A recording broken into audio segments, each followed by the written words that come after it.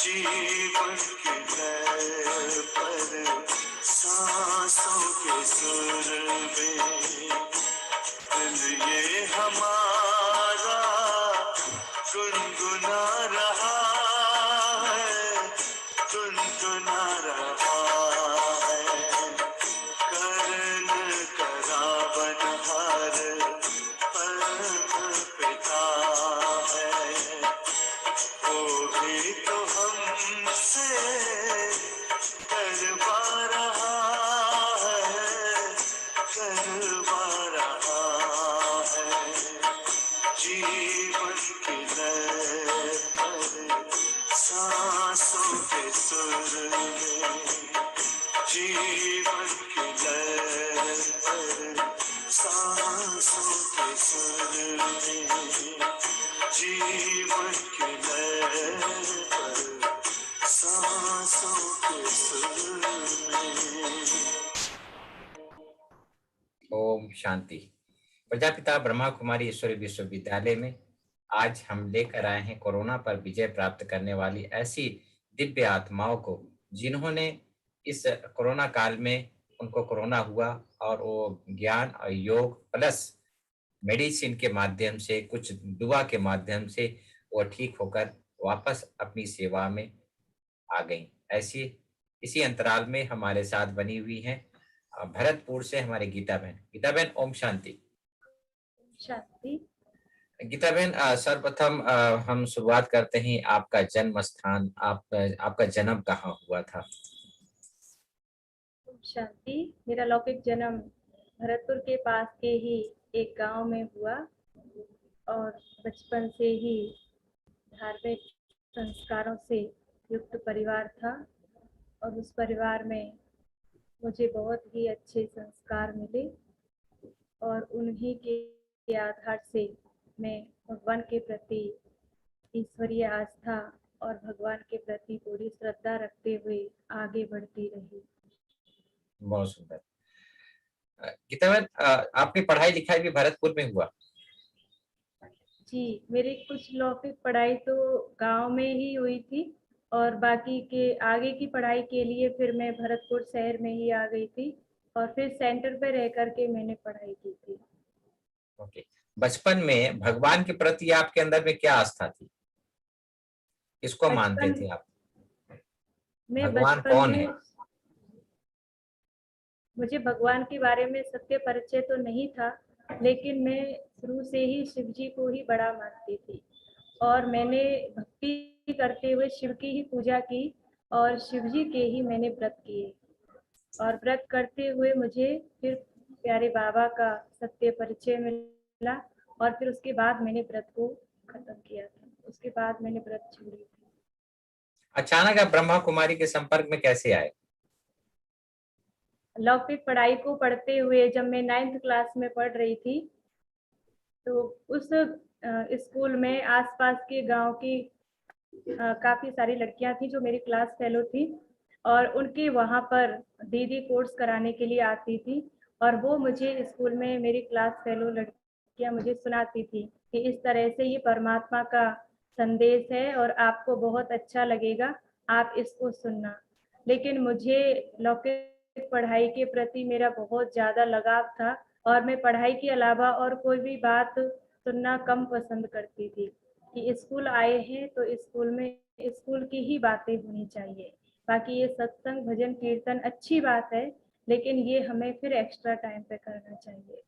तो उसके बाद फिर ऐसे ही कई महीने निकल गए थे लेकिन अचानक से ही ड्रामा कहें या प्यारे बाबा का ही कमाल कहें कि मैंने खुद ने ही और अपनी तरफ से ही उन बहनों को बोला कि आप मुझे आज अपने बाबा का और मुझे ये बताइए कि इसमें क्या होता है और आप मुझे भजन लिख दीजिए और उन्हें गा के भी सुना दीजिए।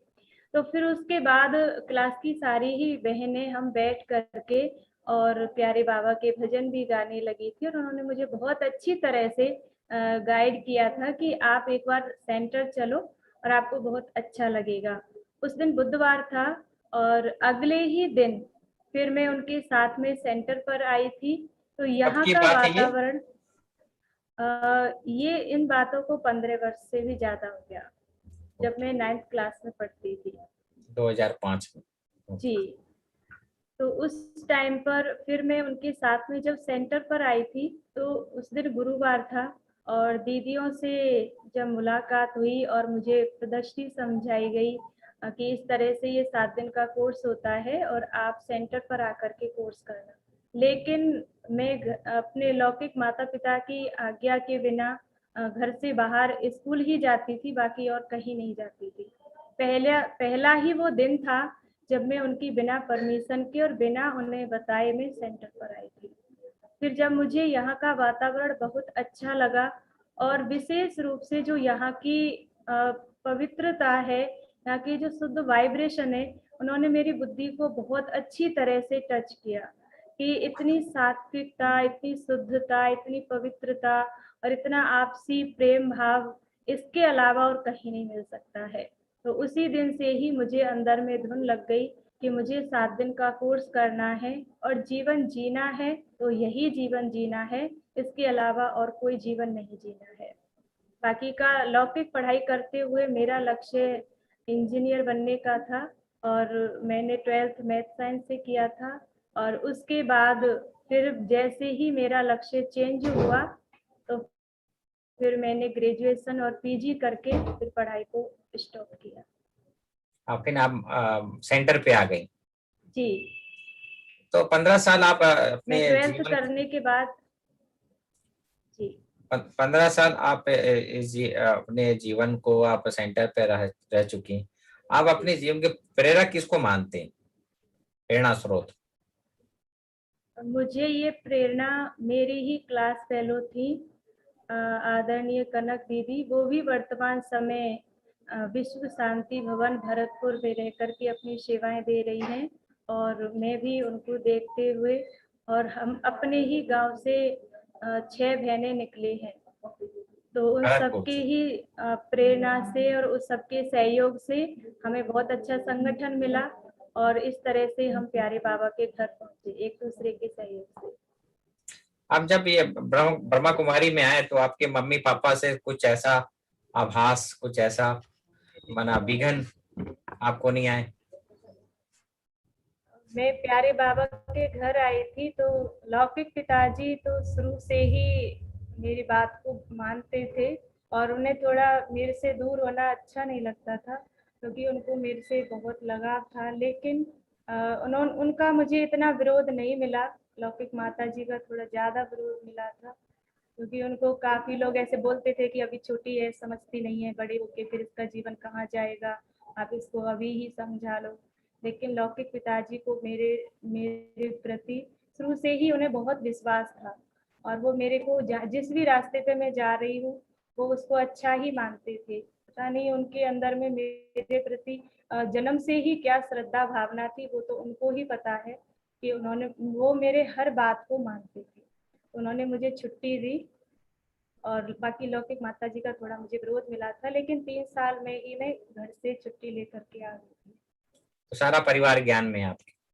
जी, मेरे आने के बाद सेंटर पे रहने के बाद फिर मम्मी पापा जी ने कोर्स किया और माउंट आबू होकर के आए। अभी वो पूरी तरह गृहस्थ परिवार में रह करके अपना कार्यभार संभालते हुए और प्यारे बाबा की श्रीमत प्रमाण अपना जीवन जी रहे हैं। हम भक्ति मार्ग में कहते आए गीता बहन कि तुम ही हो माता पिता सखा बंधु, सब कुछ तुम ही हो। तो जब अभी आपको ये ज्ञान मिल गया कि परमपिता परमात्मा ही हमारे पिता भी हैं, शिक्षक भी है, तो सबसे अच्छा संबंध आपको कौन सा प्यारा लगता है? मुझे सबसे अच्छे संबंध में एक नहीं कहूंगी बल्कि 2 कहूंगी कि मुझे पिता का और शिक्षक का, ये मुझे लौकिक में भी बहुत अच्छा लगता था और इस अलौकिक और पारलौकिक के साथ में भी मुझे बहुत अच्छा लगता है क्योंकि पिता का भी मुझे बहुत अधिक प्यार मिला और पारलौकिक पिता का भी मुझे बहुत अच्छा लगता है संबंध। और संबंध से मैं कोई बात को अपनी को बाबा से मनवा पाऊँ या नहीं, लेकिन पिता के संबंध से मैं बहुत जल्दी मनवा लेती हूँ अपनी बात को। और शिक्षक के संबंध से भी मुझे शुरू से ही जिस भी क्लास में जहाँ भी स्कूल में मैं पढ़ी हूँ, पता नहीं क्या ड्रामा ऐसा था कि सारे ही टीचर मुझे बहुत प्रेम करते थे क्योंकि मैं क्योंकि अपनी पढ़ाई में आप पढ़ाई में क्लास में अव्वल थी। आगे रहती थी जी। जी जी जी। और प्यारे बाबा के घर आकर के भी मुझे बाबा की शिक्षाएं बहुत अच्छी लगती हैं, और प्यारे बाबा से परम शिक्षक के रूप में संबंध मुझे बहुत प्यारा लगता है। बहुत सुंदर। गीता बहन, जैसे कि कोई किसी प्रकार की हम जब इतना इस ज्ञान मार्ग में आगे बढ़ते हैं तो कोई न कोई घटनाएं होती है हमारे जीवन, विघ्न आते जी हैं। जी तो ऐसा कोई विघ्न आए, आपने ज्ञान योग से उसको पार किया हो? जी। विघ्न तो हम प्यारे बाबा के जब हम बन जाते हैं तो विघ्न तो कोई बड़ी बात नहीं है, क्योंकि जो एक कहावत है कि ओखली में सिर दिया है तो फिर मुसलों से क्या डरना है। और जब मूर्ति तैयार हो रही है तो छेनी हथौड़ी तो उसको लगनी ही है। बाकी का जीवन में चलते हुए संस्कारों का कोई भी प्रकार से टकराव होता है, या कोई और विघ्न बाधाएं आती हैं, तो प्यारे बाबा की मधुर शिक्षाओं को याद करते हुए और प्यारे बाबा को साथ में लेकर के आगे बढ़ते हैं। इसी तरह से जीवन में शुरू में तो ऐसा लगता था कि ये परिवार नया है, सबके संस्कार अलग अलग हैं, लेकिन आदरणीय दीदी बहुत अच्छी तरह से संभालती हैं, और बहुत अच्छी तरह से दीदी ने हमको पालना दी है शुरू से ही, कि हमें कोई भी प्रकार की कमी महसूस नहीं होती, और ये घर हमें कोई दूसरा नहीं लगता। प्यारे बाबा तो निराकार हैं, उनके साथ में तो हमें संबंध बनाने में उसका अभ्यास करना पड़ता है, लेकिन दीदी से हम हर प्रकार की संबंध की महसूसता करते हैं। बहुत सुंदर। गीता बहन, जब हम इस अलौकिक सेवाओं में बिजी हो जाते हैं तो इस अलौकिक सेवाओं के कुछ अनुभव सुनाएं, जिससे लोगों को प्रेरणा मिले कि हमें कैसे निस्वार्थ भावना से, निश्चल वृत्ति से हम ये सेवाएं कर रहे हैं। इस सेवाओं में विशेष क्या अनुभव करती हैं अलौकिक सेवा में? जब अलौकिक सेवा करते हैं तो प्यारे बाबा के साथ का एहसास उस घड़ी ज्यादा होता है जब हम खुद अपने आप को कोई भी कार्य में असमर्थ महसूस करते हैं। या तो शारीरिक शक्ति, हमें ऐसा लगता है कि हम इसको नहीं कर पाएंगे, या फिर मानसिक रूप से हमें ऐसा लगता है ये इतना बड़ा कार्य है, इसको हमें कैसे समाधान करना है। तो उस टाइम पर हम प्यारे बाबा की शिक्षाओं को ही याद करते हैं कि बाबा ने अपने महावाक्यों में क्या कहा है, और किस तरह से बाबा हमको ऊंचे पद पर बिठा रहा है। तो वो दिव्य बुद्धि भी शिव बाबा ही देते हैं। तो उस घड़ी हम अपने आप को परीक्षाओं से पार ले जाते हैं। जैसे कि जब मैं इस ईश्वरीय विश्वविद्यालय में आई थी तो यहाँ पर उस टाइम लौकिक पढ़ाई के प्रति मेरा रुझान थोड़ा कम हो गया था, क्योंकि मुझे प्यारे बाबा की ही शिक्षाएं अच्छी लगती थी। तो यहाँ पर आकर के CBS और PGDVS का कोर्स शुरू हुआ था कोटा यूनिवर्सिटी से। तो उस टाइम मेरी ग्रेजुएशन सेकेंड ईयर चल रही थी। तो फिर अचानक से दीदी ने बोला कि आपको ये कोर्स भी करना है। ये CBS का कोर्स है और ये 6 महीने का है। तो इसमें सर्टिफिकेट मिलता है और आध्यात्मिकता से ही जुड़ा हुआ है, तो आपको और भी ज्ञान की गहराई मिलेगी। तो मुझे ये कोर्स बहुत पसंद आया, और फिर मैंने उसको बहुत अच्छी तरह से किया। बहुत जल्दी ही मेरे को सारी चीजें याद हो जाती थी। तो मुझे खुद नहीं विश्वास हो रहा था कि कोटा यूनिवर्सिटी से, और मैंने उसमें फर्स्ट स्थान प्राप्त किया था। तो मुझे 94% मार्क्स मिले थे और मैंने उसमें फर्स्ट स्थान प्राप्त किया था। तो मैं तो प्यारे बाबा की कमाल ही कहूंगी, बाकी राजयोग उसमें का भी क्या कमाल लिखना है। क्या। जी आपकी पढ़ाई में ये राजयोग का भी बहुत बड़ा जी। योगदान है।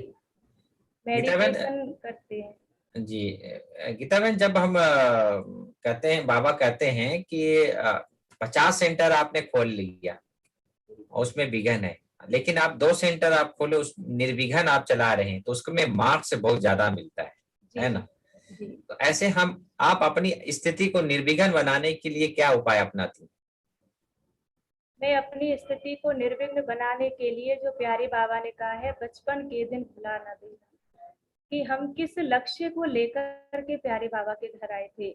मेरा सेंटर, मेरे स्टूडेंट, मेरे ये चीज, मेरी स्कूटी, मेरे सामान, ये जब हमें ऐसा महसूस कुछ भी 1% लगता है, तो मैं प्यारे बाबा के सामने बैठ के यही बात कहती हूँ कि बाबा, मैं इस लक्ष्य को लेकर के आपके पास नहीं आई थी। ये मेरा सेंटर है या ये मेरी चीज है, और मुझे इसमें अपनी बुद्धि को नहीं लगाना है। आप जैसे जहाँ जो भी सेवा कराएंगे, मैं उसी सेवा के लिए तैयार हूँ। क्योंकि प्यारे बाबा की संबंधों की जो महसूसता है, फिर वो नहीं हो पाती है और हम उलझन में आने लगते हैं। तो मैं स्वयं को निर्विघ्न बनाने के लिए फिर प्यारे बाबा के सामने एकांत में बैठती हूँ, मनन चिंतन करती हूँ, बाबा को पत्र लिखती हूँ, और फिर जहाँ भी कमी मुझे महसूस होती है उसको मैं परिवर्तन करती हूँ, जिससे कि मेरा जीवन भी निर्विघ्न रहे और जो मुझे देखे उसको भी मेरे से निर्विघ्नता की महसूस कराए, प्रेरणा मिले कि हमें भी निर्विघ्न बनना है। बनना है। गीता बहन, जब हम इस अलौकिक जीवन में आगे किसी को हम देखते हैं, जैसे दादियां हैं, वरिष्ठ भाई लोग हैं, तो उनके साथ के कुछ अनुभव, आपके बिताए हुए पल दादियों के साथ के। मैं दीदी के साथ में जब मधुबन जाती थी तो दादियों से मिलने के लिए दीदी लेकर के जाती थी।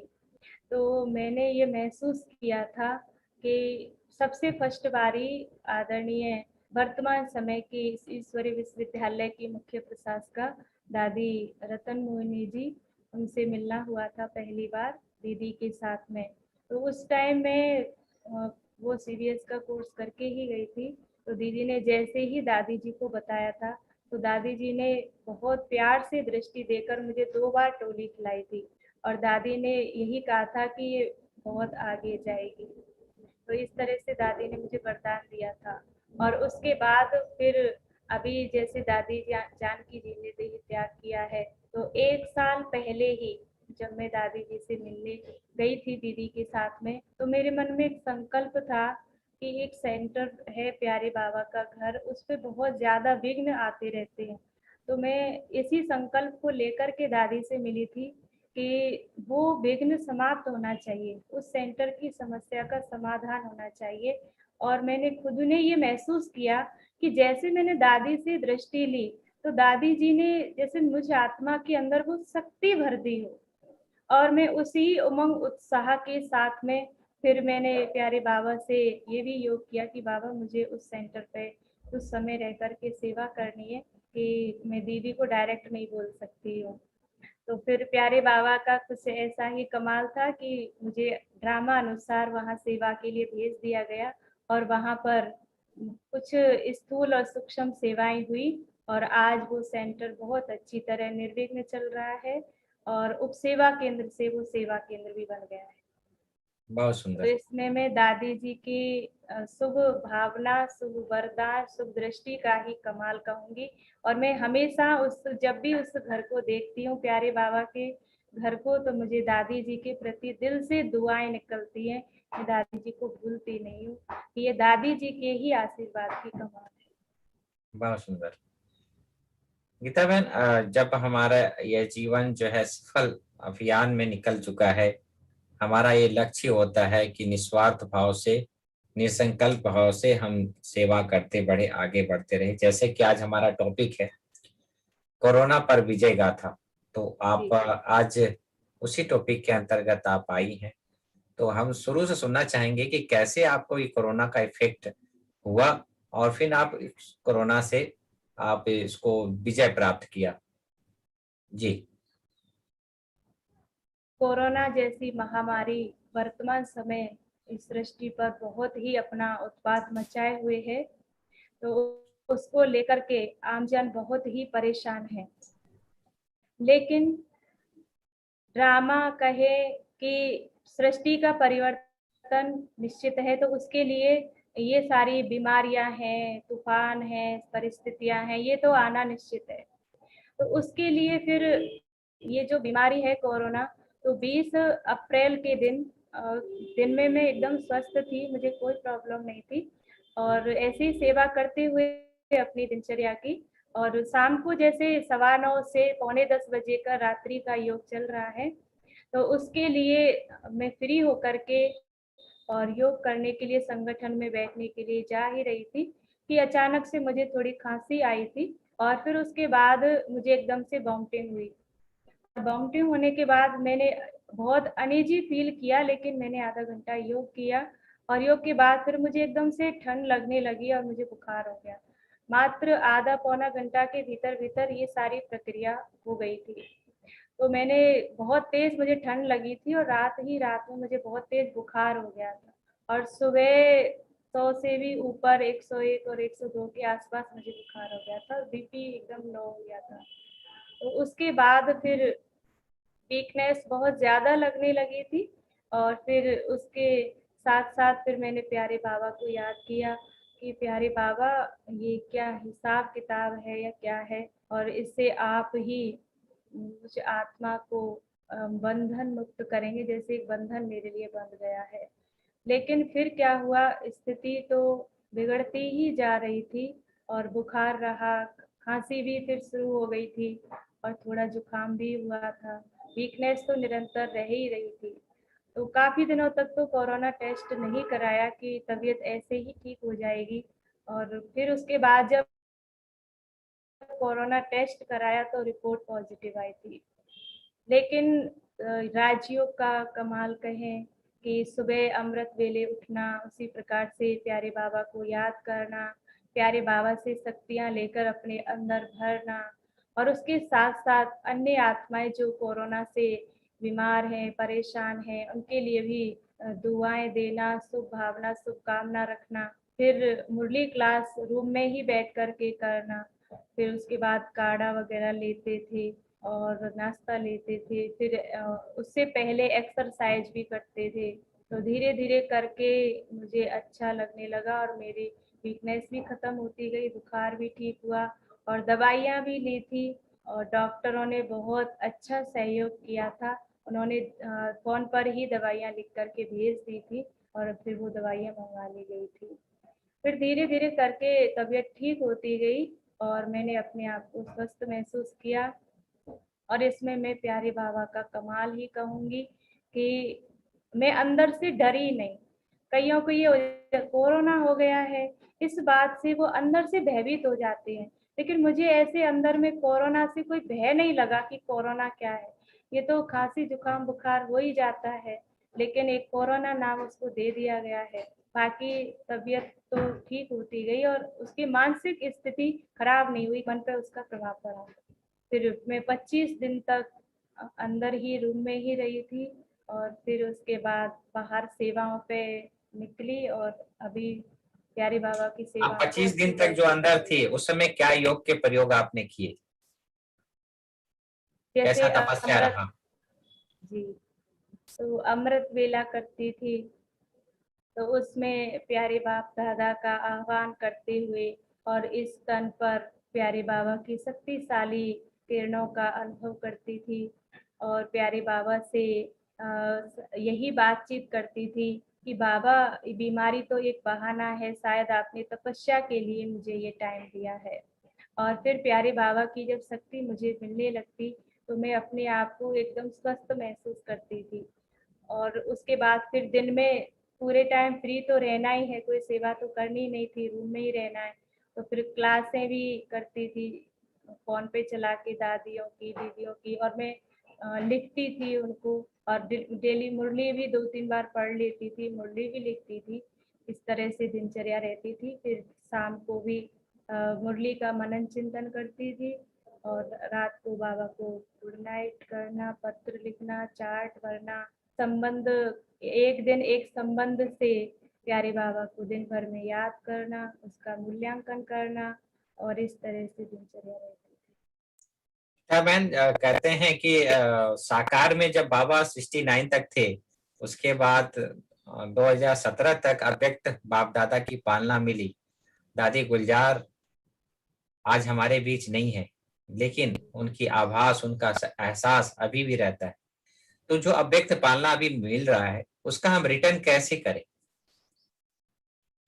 जो प्यारे बाबा ने हमें साकार में पालना दी है, और बाबा हर बात के लिए हमें समझाते थे कि इस तरह से तुम्हें पुरुषार्थ करना है, सूक्ष्म में अपनी चेकिंग करनी है, स्वयं निर्विघ्न रहना है, सेंटर को निर्विघ्न रखना है, अन्य साथी सहयोगियों को भी निर्विघ्न बनाना है। तो प्यारे बाबा ने जो हमें साकार में पालना दी और शिक्षाएं दी, आज वो हमें प्रैक्टिकल में याद आती है, क्योंकि बहुत सेवा के क्षेत्र में बहुत सारी बातें सामने आती रहती हैं।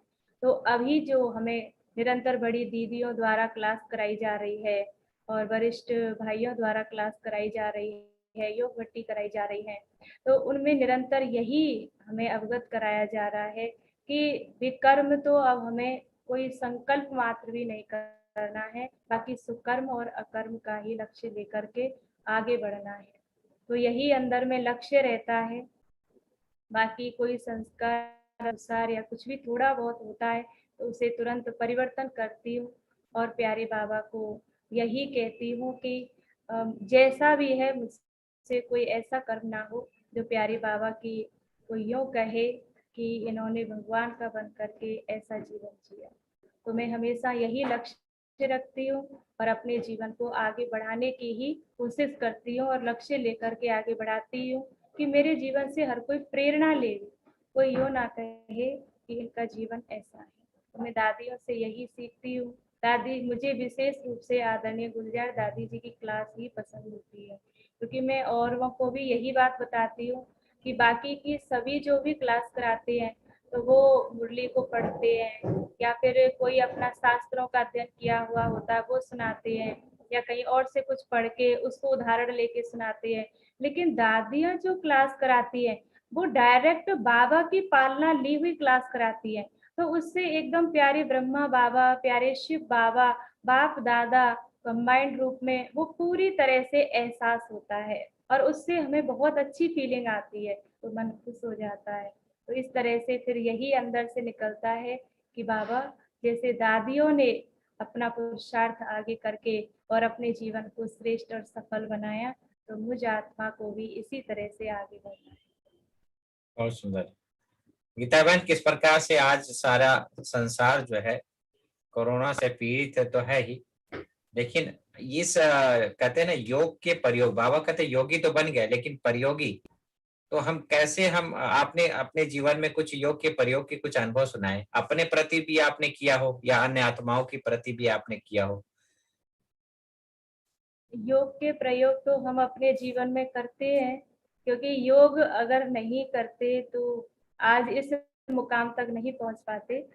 तो जैसे अभी कोरोना का समय चल रहा है, तो मुझ आत्मा को एक संकल्प था कि मेरा संकल्प तो छोटा था कि हमें कुछ आत्माओं की स्थिति अच्छी बने जो कोरोना से पीड़ित हैं या किसी भी समस्याओं से जूझ रही है, तो उनके लिए हमें दीपक जलाने, उनकी आत्मा को शक्तिशाली बनाने के लिए, या जो आत्माएं चली गई है उनकी आत्मा को शांति देने के लिए।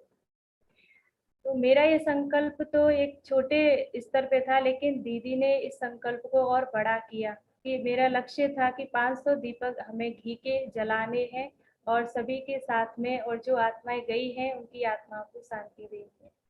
तो फिर दीदी ने इस कार्य को और बेहद का रूप दिया कि कोरोना से जितनी भी विश्व भर में आत्माएं दिवंगत हुई है उनके लिए आज हम सभी मिल करके ये 500 दीपक जला रहे हैं और सभी को ये संदेश पहुंचा रहे हैं कि हम कोई फोटो नहीं खिंचवा रहे हैं, हम कोई न्यूज के लिए प्रदर्शन नहीं कर रहे हैं, बाकी हम अंदर सच्चे दिल से ये प्रार्थना कर रहे हैं कि कितनों के ऐसे परिवार बिछड़े हैं जहाँ उनकी बहुत अधिक आवश्यकता थी और कितनों ने अपने जीवन में बहुत दुखों को पाया हुआ है, इस समय बीमारियों से जूझ रहे हैं।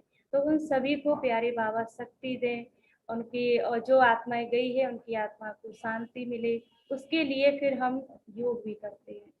तो जो शाम का योग होता है उसमें विशेष रूप से तो जो आत्माएं गई है उनके लिए प्यारे बाबा से यही योग में कहते हैं कि बाबा उनकी आत्मा को शांति मिले और वो आत्माएं अपने जिस भी घर में जाए, जहाँ भी जाए, तो उनका जीवन सफल हो।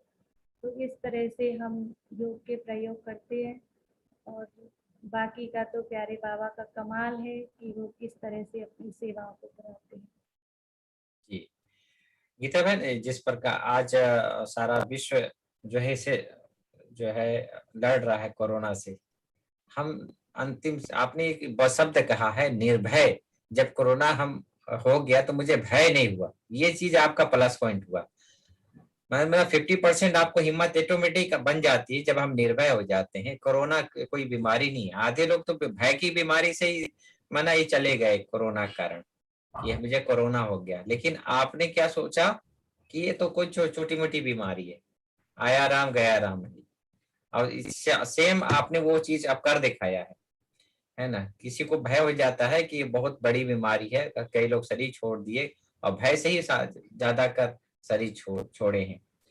तो चलते चलते लास्ट में हम आपके शुभ संदेश युवाओं के प्रति, जो आज युवा टेंशन में है, तनाव में है और हर तरह से किसी ने बेघर बन जाकर, कई लोगों को तो नौकरियां भी नहीं मिल रही है, तो ऐसी आत्माओं के लिए आप क्या शुभ संदेश देना चाहेंगे कि वो इस परिस्थितियों से कैसे अपने आप को उभरें? जैसे कि आज के समय में हम देख रहे हैं कि व्यक्ति कोरोना की बीमारी से तो परेशान है ही, लेकिन कोरोना के चलते हुए जो लॉकडाउन हुआ है और उस लॉकडाउन में उनके धंधे बंद हो गए। और कई लोग ऐसे हैं जो रोजाना ही 100 रुपये कमाते हैं और 100 रुपये का ही सामान लाते हैं और उससे अपना पेट भरते हैं। उन लोगों के लिए बहुत ज्यादा परेशानियां हो गई और ऐसे टाइम पर बहुत सारे लोग बेकार की ठगी करना, लूटना, ये सारे कार्य भी लोगों ने शुरू कर दिए हैं। तो प्यारे बाबा ने हमें पहले ही जो मधुर शिक्षाएं दी हुई है कि आने वाला समय ऐसा होगा कि आपके हाथों की रोटी भी छीन करके ले जाएंगे। लेकिन वर्तमान समय जो टेंशन में युवा जूझ रहा है, उसके लिए मैं यही कहूंगी कि एक तो वो अपनी इच्छाओं को सीमित रखें, क्योंकि वर्तमान समय ये परिस्थिति आई है तो इसका हम डट करके सामना करें। आज क्या है कि भौतिकतावाद और इस आधुनिक युग में व्यक्ति अंधी भागदौड़ में चलता ही जा रहा है। उसके जीवन का क्या लक्ष्य है, उसे क्या करना है, उसे कैसे जीवन को जीना है, उसे अपने जीवन का कोई लक्ष्य नहीं है। तो उन्हें हम प्यारे बाबा की मधुर शिक्षाओं से अवगत कराएं, उन्हें राजयोग का अभ्यास कराएं, उन्हें उनके जीवन का लक्ष्य बताएं।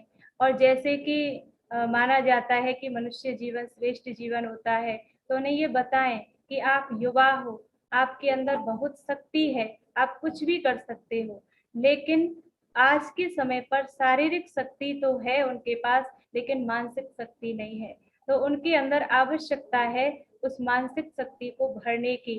तो उन्हें हम कोई ऐसा प्रोग्राम दें, उनको कोई लक्ष्य दें और उन्हें उनके जीवन में ये महसूस कराएं कि आप बहुत श्रेष्ठ हो, आप बहुत महान हो, आप अपने जीवन में बहुत आगे जा सकते हो। आज एक छोटी सी समस्या आई है तो कोई बात नहीं, आगे आपको और भी आगे बढ़ना है। तो ऐसे हम उनसे अच्छी तरह से बातचीत करेंगे, उनको समझाएंगे, उन्हें बताएंगे, तो धीरे धीरे करके उनकी टेंशन दूर होगी और वो अपने आप को वास्तव में ही रिलैक्स महसूस करेंगे। और विशेष रूप से तो उन्हें राजयोग का अभ्यास कराना सिखाएंगे कि कैसे आपको राजयोग का अभ्यास करना है। और हम अपने मन का नाता जब परमात्मा से जोड़ने लगेंगे तो सारी जो स्थूल की इच्छाएं हैं वो समाप्त हो जाएंगी और फिर उनका जीवन शक्तिशाली बन जाएगा और उनका जीवन प्रेरणादायी बन जाएगा और उनका जीवन सारी परेशानियों से मुक्त हो जाएगा। बहुत सुंदर। गीता बहन, हमारे साथ कविता कविता दीदी आ गई हैं शायद। कविता दीदी, ओम शांति, ग्रुप में हैं। कविता दीदी हैं जी? अगर हैं तो अपना ऑडियो और वीडियो ऑन करें। कविता दीदी हैं? दीदी आ चुके हैं, दीदी अभी। अच्छा, कविता दीदी आ गई हैं। ओम, बहुत बहुत थैंक्स दीदी, आपने ऐसी आत्माओं को कोरोना से संबंधित आपने इस एपिसोड से काफी लोगों को प्रेरणा मिलेगी और काफी लोगों को प्रेरणा भी मिलेगी और मैं समझता हूँ कि जो भी भय से मुक्ति भी मिलेगी और कितने लोग जो हैं उनको राहत भी मिलेगी इस एपिसोड से।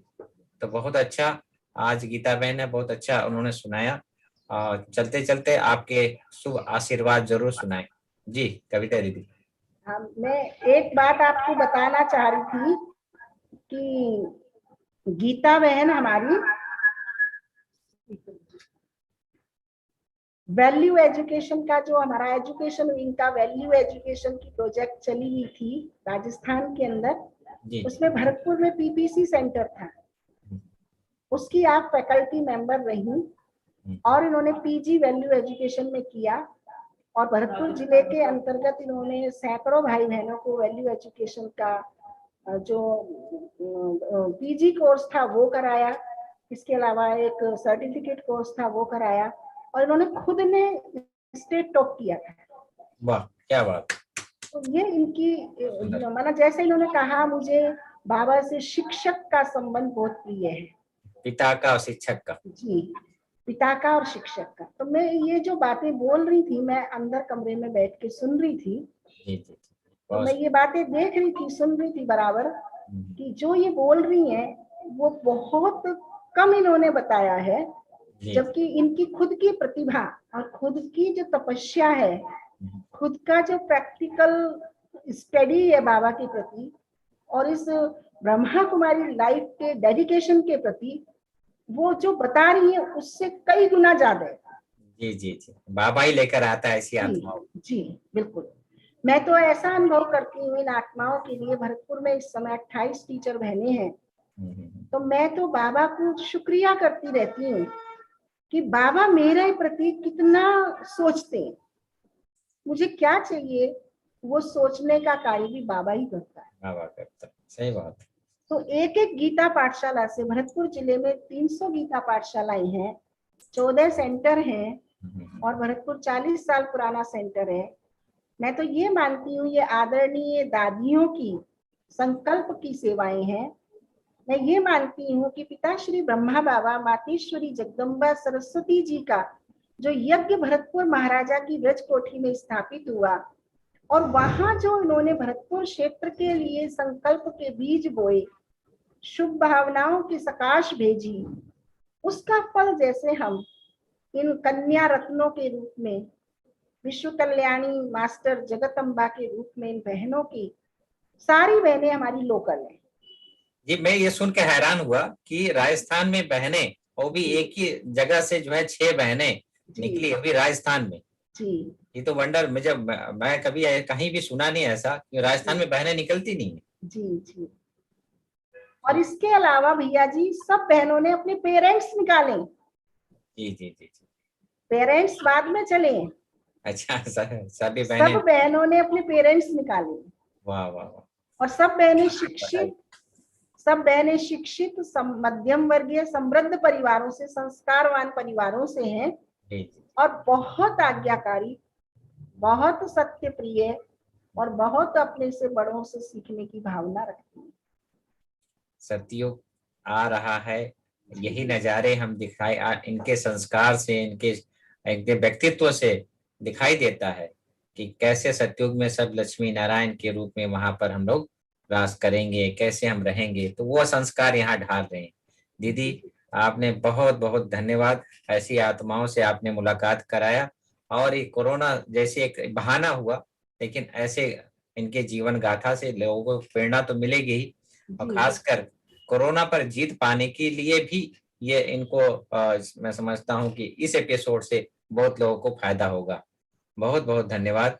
अभी हम यहाँ इस प्रोग्राम को ही समाप्त करते हैं, 2 मिनट बाबा को याद करके हम यहाँ पूरा करते हैं। थैंक यू दीदी, बहुत बहुत धन्यवाद। ओम शांति। ओम शांति।